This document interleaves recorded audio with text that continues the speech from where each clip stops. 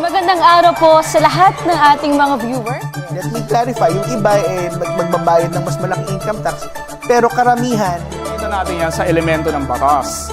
Nandun yan sa Article 248 ng Revised Penal Code Book 2. Naging mainit na usapin yung charter change or CHACHA. Ano po yung instance na yun? Paano natin siya makakwalify? Ang sabi ng batas dyan, homicide pa rin yan.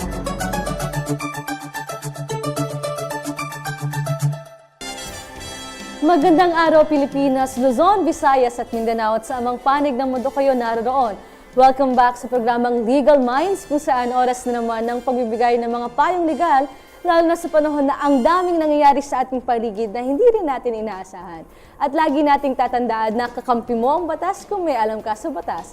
At syempre makakasama niyo pa rin walang iba kundi ang inyong kakampi pagdating sa usapin ng batas, Shari Olikino po.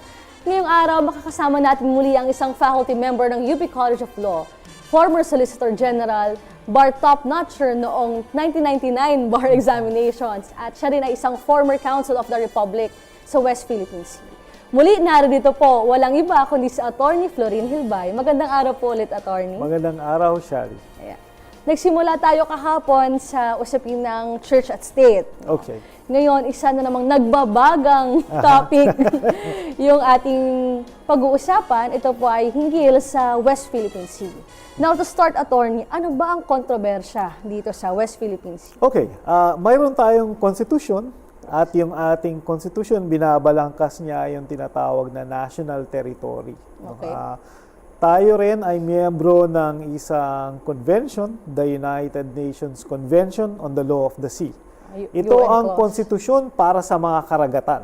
No? Dahil nga maliit lang ang mundo, sa totoo lang, at merong mga karagatan na inaangkin ng isang bansa, na gusto ring angkinin ng iba pang bansa, nagkaroon ng tinatawag na Constitution for the Oceans. Ito yung Okay. UNCLOS, United Nations Convention on the Law of the Sea.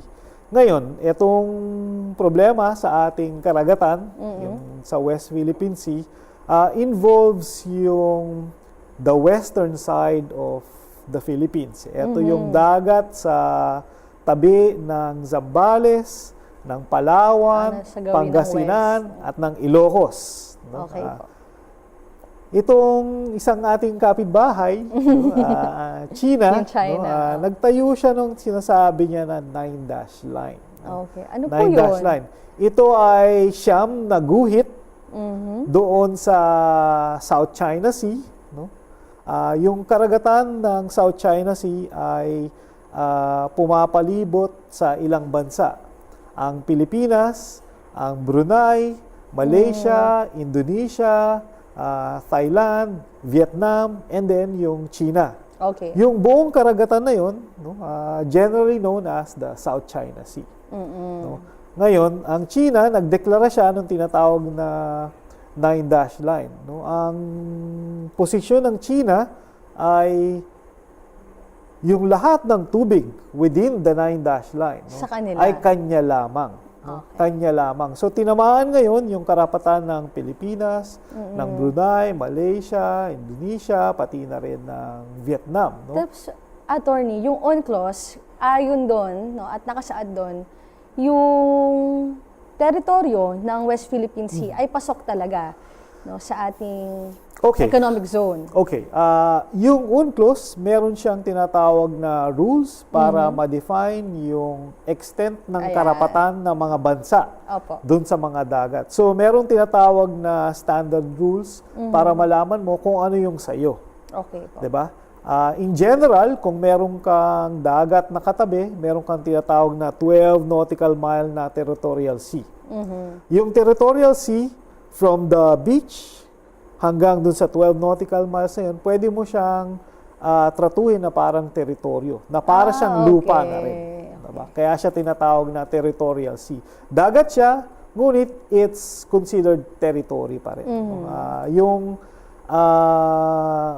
legal rules governing the territorial sea can be the same as the legal rules concerning land territory. Okay. No? Pwede mo siyang tratuhin na parang lupa. Yun yung metaphor. No? Apart from the 12 nautical mile territorial sea, meron kang tinatawag na 200 nautical mile exclusive economic zone. No? It's not a zone of sovereignty, it's a zone of sovereign rights. Magkaiba siya. Oo. Sovereignty at sovereign rights. Oo. Kaya nga katulad nung sinabi ko kanina, yung 12 nautical mile territorial sea, pwede mong tratuhin na parang teritoryo mo talaga. Sa'yo lang. Na parang lupa. Okay. Oo. Yung 200 nautical mile na exclusive economic zone, it's a zone of sovereign rights. Exclusive yung economic rights mo doon. Kaya nga, exclusive economic zone. Okay. Diba? Ngayon, dahil nga limited yung mga karagatan, meron ngayong tinatawag na minsan nagkakabanggaan yung exclusive economic zone or territorial sea ng mga bansa. No?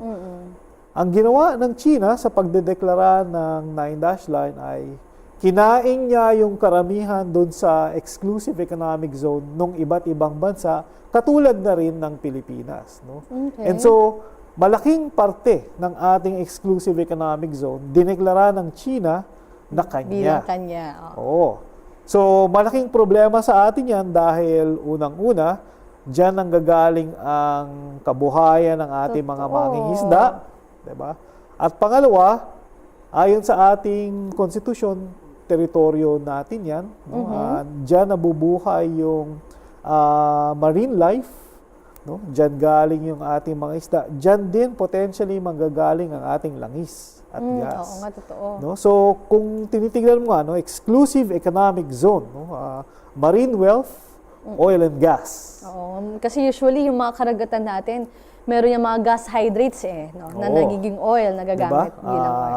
Katulad na lang, for example, nung Malampaya. No? Yun ay malapit ng maubos, kaya kailangan natin maghanap ng kapalit. No? Totoo. Merong area na tinatawag na reed bank dito sa ating West Philippine Sea na tinamaan ng claim ng China. Okay. Meron din tayong mga bato na inaangkin ng China, yung Scarborough Shoal, Oo nga for example. Yung low tide elevation na umaangat tuwing low tide, lumulubog tuwing high tide, yan yung Mischief Reef or Panganiban Reef, which is okay. 125 nautical miles away from Palawan.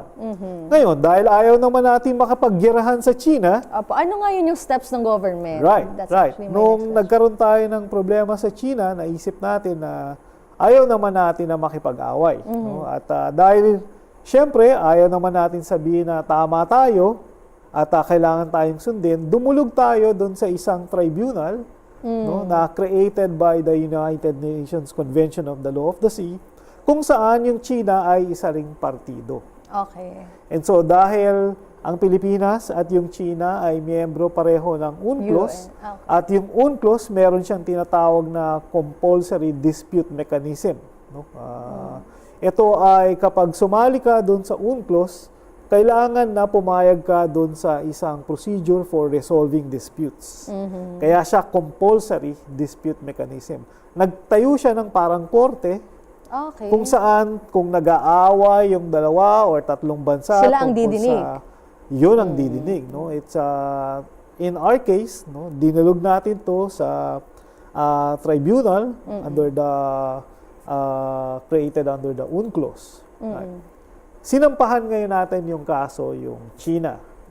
Yung China, unfortunately, hindi siya nag-participate. Pwede yun. Well, Diba? Kasi pwede siya hindi compulsory. mag-participate, ngunit bound pa rin siya ng desisyon. No? Alright. No?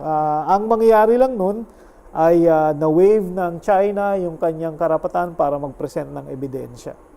So, paano po yun? Kung merong hinain yung Pilipinas, yung China ay mag-participate, ano yung susunod Ay na problema action po step? ng China yun. Okay. No? Dahil ayon sa rules ng UNCLOS, kahit hindi ka sumali doon sa compulsory dispute mechanism, kapag sinabi ng tribunal na meron silang jurisdiction, Bound ka nung bound rule. ka pa rin nung Decision. desisyon. No? Kaya sa tingin po namin, nagkamali yung China na hindi sila sumali dahil hindi sila nagkaroon ng opportunity para Magbigay ng ebidensya. oo, and kumbinsihin yung tribunal na tama sila. Yung kanilang claims. Oo. So, ginawa po natin yun noong 2012 Medyo matagal po yung proseso dahil komplikado yung mga argumento. Kailangan ng ebidensya para makumbinse yung members of the tribunal at The Hague. Right? At doong July 12 of 2016, nagdesisyon yung tribunal at The Hague. No? At ang decision po nila ay almost 100% pabor sa Pilipinas. Bakit po may almost? So ano po yung... Meron pang maliliit na features na nag-disagree yung tribunal dun sa characterization. Pero pwede na po natin kalimutan. Kaya Okay. kung titingnan nyo po kung gaano kabigat yung panalo natin, no, pwede mong sabihin na 99% panalo tayo dun sa decision na yun. Kaya pwede na nga 100% na rin. Pero para lang maging accurate tayo, sinabi nating 99%. 99%. Ngayon po, attorney, ang question ko naman ay, at present, yung China ba ay gustong habulin pa rin yung kanilang... Okay. Ang posisyon Claim? ng China is walang jurisdiction yung tribunal. Okay. No? Na yung issues na niresolba ng tribunal hindi dapat na resolve dahil doon sa kanilang posisyon, no? Sa kanilang argumento. Ang sa atin naman, kaya nga tayo dunulog doon sa isang impartial na tribunal para hindi pwede na sabi ko tama ako dahil tama ako or sabi mo na tama ka, tama ka. Tama ka na. No? Katulad na rin po yan ng isang regular court na meron kang argumento, meron akong argumento, at kung ano yung sabihin ng tribunal or ng korte, yun yung magiging binding sa ating dalawa. Okay. Ngayon, ayon dun sa tribunal, yung exclusive economic zone ng Pilipinas na nag-e-extend up to 200 nautical miles from the western coast of the Philippines ay atin lamang. Ay atin lamang. That means na walang tinatawag na overlapping entitlement between the Philippines and Dalawang China. bansa. Kasi kung titignan mo, nandito ang Pilipinas, ito yung South China Sea, nandito yung southern tip ng China, which is Hainan. Okay. Hainan. Katulad na lang, for example, ng Mischief Reef. No? Ang Mischief Reef or Panganiban Reef ay pinasok ng mga Chino noong 1995, panahon ni Presidente Ramos. No? Nung dinulog natin yung kaso na yun, dahil isa yun sa mga dinulog nating kaso, ang sabi ng tribunal, no, yung Mischief Reef na 125 nautical miles, pasok doon sa 200 nautical miles natin. Ang ibig sabihin, part siya ng ating exclusive economic zone. At on the part of China, dahil yung Hainan and yung Mischief Reef ay 560 nautical miles yung layo, hindi aabot doon sa 200 nautical miles na karapatan nila. Ang ibig sabihin nun, sa atin lamang yung lahat ng economic na resources doon sa area na yun. Alright. So nakita natin yung history, kumbaga nakita natin ano yung pinagmulan nung dispute na ito, tapos at present, ano na yung kasulukuyang kalagayan. Ngayon, very interesting lang din para sa akin, attorney, was Philippine Sea na ang official na katawagan sa kanya? That's right. Okay. So ito ay na-devise kailan po? Si Presidente Aquino, nag-issue siya ng executive order para balangkasin kung ano yung extent ng ating karagatan no, na sa atin lamang. No? Meron yung malaki pa rin na area na tinatawag na South China Sea. Dahil hindi naman natin kinlaim yung buong South China Sea.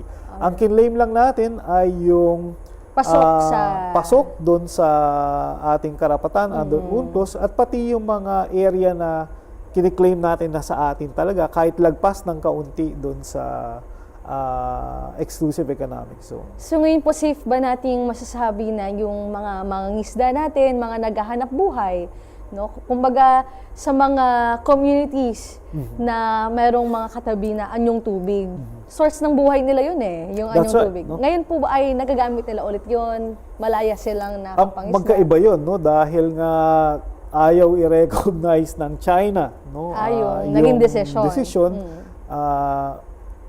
Kahit na meron tayong legal right doon sa area, for example, ng Scarborough Shoal, no? Hindi natin ma-enforce yung karapatan natin dahil nga ayaw makinig ng Nung China. yung isang Kaya part. ito yung challenge dito ay para sa ating gobyerno para to build a coalition to put some pressure on China. Alam nyo, nung nililitigate namin yung kaso, gusto nating malaman kung meron bang traditional fishing rights yung mga Pilipino doon sa tinatawag okay. na Bajo de Masinloc. Yung Bajo de Masinloc or Scarborough Shoal ay isang lagoon na napakalaki. Ang size ng lagoon na yon ay kasing laki ng Quezon City. No? Ganong kalaki. No? At ang papasok doon sa lagoon na yon ay kontrolado ng China.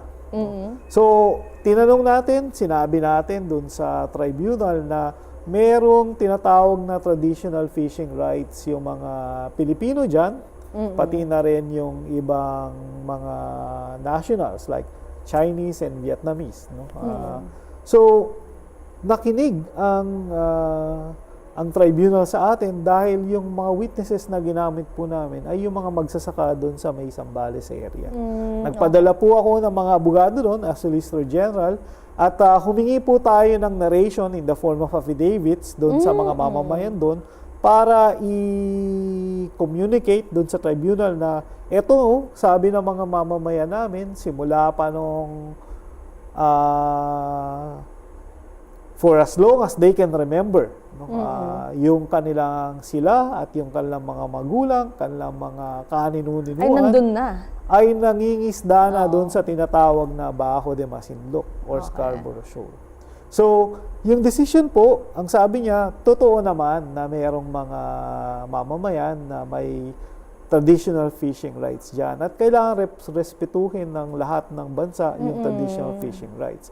Whether or not China will respect those rights is a separate matter. Totoo.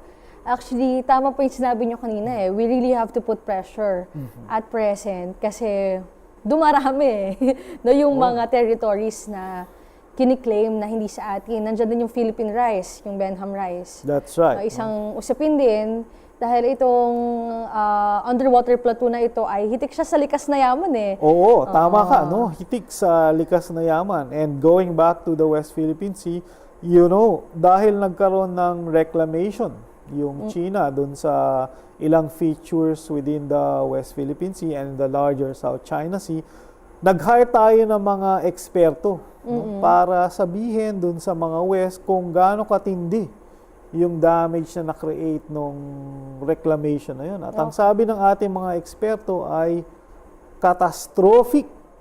Catastrophic dahil kung masisira yung marine environment, ang ibig sabihin nun, yung coral reef na pinamamahayan ng mga isda, mawawala na. Totoo. And it takes thousands, if not hundreds, if not thousands of years for you to be able to build that. Ngunit dahil nga yung China, nag-reclaim siya, nilagyan niya na ng mga bato, yung mga dating coral reef, hindi mo na siya mare-recover. Kaya saan napupunta yung mga isda?